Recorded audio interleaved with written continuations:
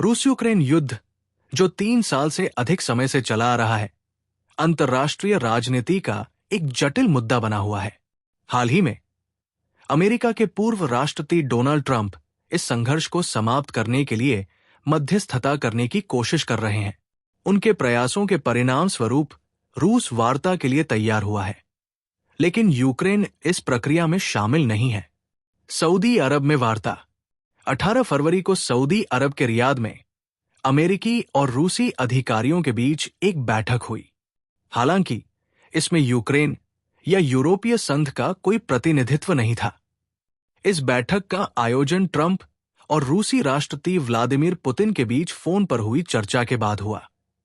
रूस ने इस वार्ता का स्वागत किया, जबकि यूक्रेन के राष्ट्रपति वोलोडिमिर जेलेंस्की को इससे बाहर रखा गया, जिससे वे नाराज हैं। यूक्रेन की प्रतिक्रिया।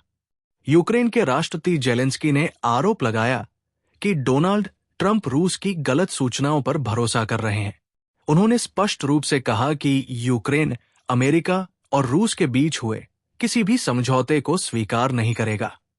इसके जवाब में ट्रंप ने जेलेंस्की को मामूली कॉमेडियन कहकर उनका मजाक उड़ाया और कहा कि यूक्रेन उस युद्ध के लिए अमेरिका से $350 बिलियन चाहता था, जिसे जीता नहीं जा सकता। रूस की स्थिति। रूस की रणनीति इस वार्ता से स्पष्ट होती है।